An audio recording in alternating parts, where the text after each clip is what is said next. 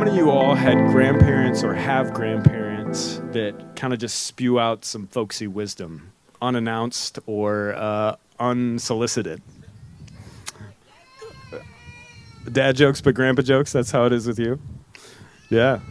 I feel like I'm probably going to become one of those grandparents, so I should be careful with my what I say next. But I had a grandfather that was like that, and it was good. I appreciated what he had to say.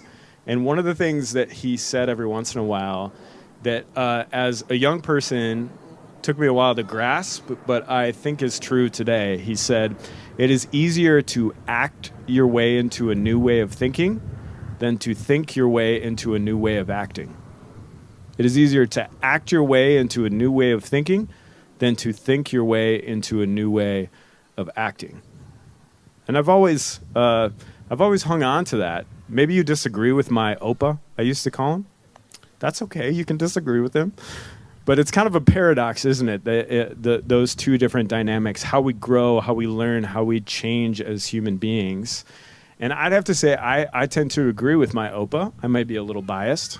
But today, the story that I'm going to share from Jesus' life makes me think that he might agree a little bit with my Opa as well.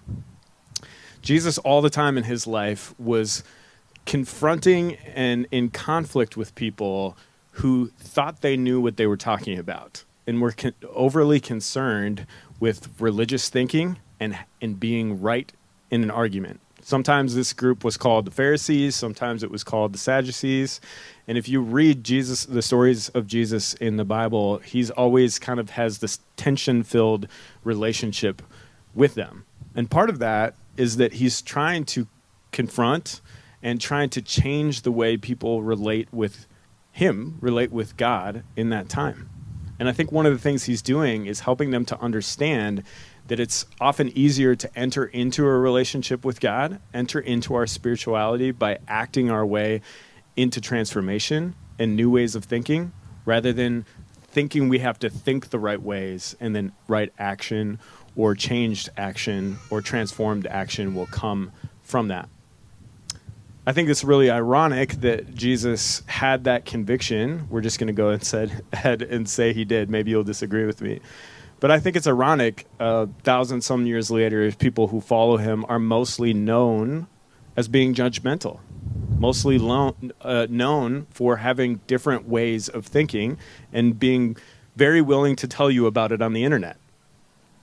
I think it's ironic that most of people's perceptions of different groups in Christianity is just about this infighting about who's right about this theological point. I think most folks who walk around the earth today have this perception of the people who call Jesus their leader as people who think a certain way and are stuck in that way of thinking. And if you don't think that way or act or think the way that they do, then you're not welcome in their space. And I wonder if today, in this time, maybe in our own hearts and in general as people who are maybe living into the story of Jesus, if we need to be reminded of his simplicity, reminded of how he approached things differently. I wonder if we need to experiment with acting our way into new ways of thinking with him. So the story I want to share, I think, is perfect for this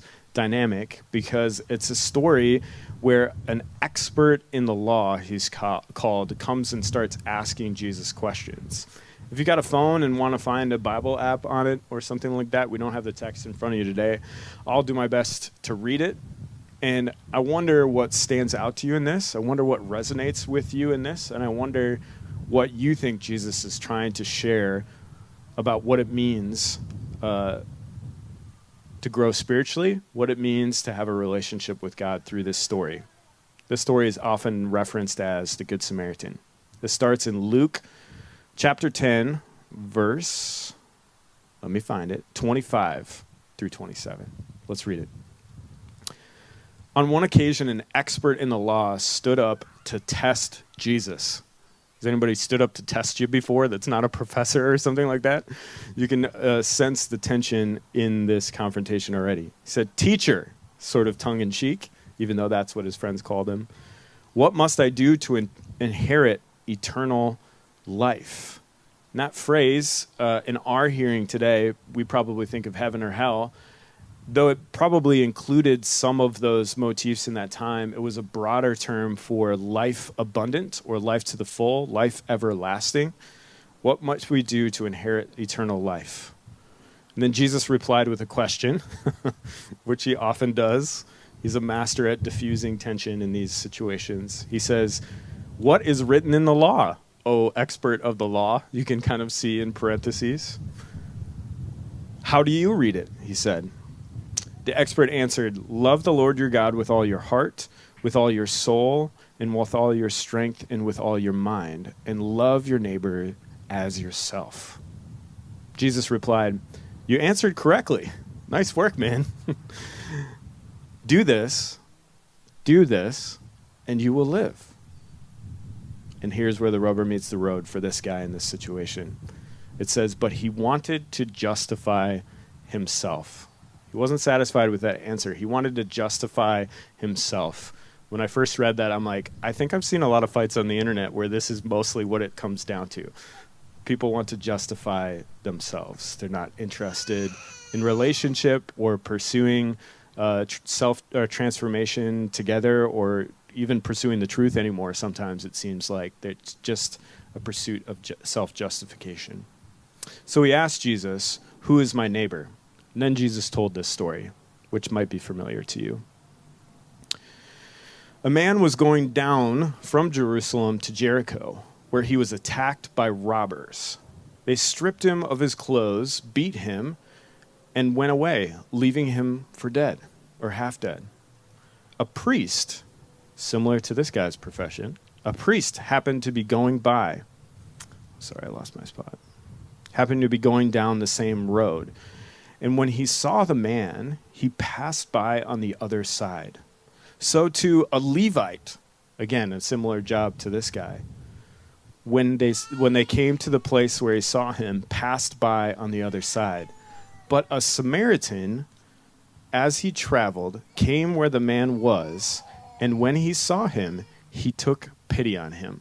Now, wait a minute. When we sometimes read this verse, we think Samaritan. Is that like, the Good Samaritan, or what's that place called? Salvation Army, or Samaritans like that are in the parade? What does that mean? A Samaritan were cousins, if you will, or distant cousins to the people of Israel that Jesus was a part of. These were kind of outcasts in the family system. Many generations before, they were a part of the same big tribe, but then history and a lot of tension had been built up between them. They worshiped God in their own way, but worshiped the same God. Basically, they were not on speaking terms. In addition to that, I'm just pausing to give a little historical context before we finish out the story. In addition to that, they had the reputation specifically on this piece of road that Jesus was talking about, this specific piece of road from Jerusalem to Jericho. It's an actual road, and sometimes it's no bigger than the distance between these two tables in certain points. They were known as people who robbed people on that road.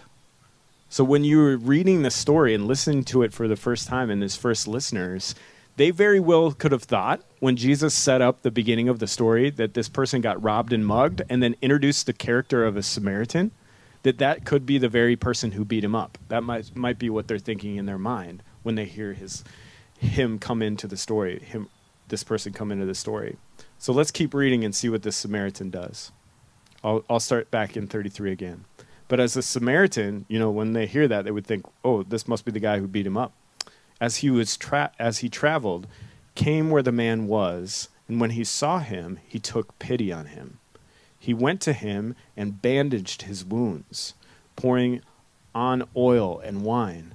Then he put the man on his own donkey and brought him to an inn to care for and took care of him. The next day, he took 2 denarii, which is like a couple $100 in our day, and gave them to the innkeeper. Look after him, he said, and when I return, I will reimburse you for whatever expense you may have. Which of these 3 do you think was the neighbor to the man who fell into the hands of the robbers? The expert of the law replied, the one who had mercy on him. Jesus told him, Go, again, go, and do likewise. I'm anxious to hear around your tables what stands out to you about this story, but I am just struck by how Jesus is trying to reorient people's understanding about what healthy spirituality looks like. And this is shock tactics on his part to bring into a character into the story where they think he's the villain and demonstrate what this loving God, loving others, and loving our neighbors actually look like.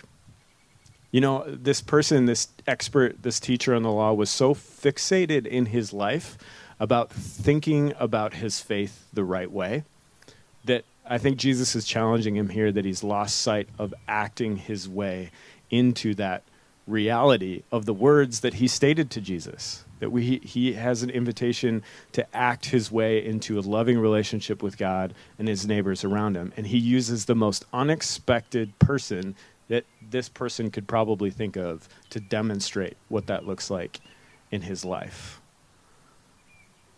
This summer, we're going to take a little bit of a different turn, and instead of just leave it for discussion around the tables, I want to invite you into what I'm calling some Jesus experiments as a way to demonstrate what we've been talking about tonight, that it might be easier to act our way into new ways of thinking. I want to invite you into actually trying some stuff other than I just think it'd be a bit of a miss if we talked about some of this stuff around the tables and didn't maybe think about trying some of these things in our own life. So I have a simple invitation for you. Try to be a moment of unexpected generosity in someone's life. Someone who wouldn't expect you having generosity towards them in their life. Try this and see what happens. I unintentionally did this a few years back, and it was really transformative for me. And it kind of changed my perception of what's possible by just simply doing what Jesus invites us to do. I was on Facebook one day. Am I like giving my age when I keep using Facebook references? Like, should I start using TikTok references even though I'm not on there? I was on TikTok one day. No, I'm not on TikTok. I was on Facebook one day, and I stumbled across a page of a person who was on my high school soccer team. And this was a video of this person. This person had transitioned, and her name was now Morgan. And she was describing how she had lost her job. Her car had broken down, and she was just in desperate need of, she was kind of just reaching out to her friends on the internet. And I hadn't connected with this person since high school, and I didn't have many interactions with this person in high school. And I haven't told anyone about this other than the staff last week until this point. But I just felt this impulse of compassion for the situation. And I just tossed what I could in the moment, and it wasn't much. And then like 2 or 3 days later, she came up on my feed again. And she was giving this sort of vlog-style thing in near tears. And she said, my needs have been provided for temporarily through lots of different generosity. But one that I can't forget is this pastor's kid. This guy who I thought would be the last person to support me in this moment showed up in this way. And I don't tell this story to say, whoa, look at me. I haven't told the story until this point. But it was amazing to me because if that reconnection with her would have started in a different place, if we would have maybe started talking about our convictions about human sexuality, if we would have started talking about politics or started talking about different things, I don't think it would have ended up in the same place. I think it would have been vastly different.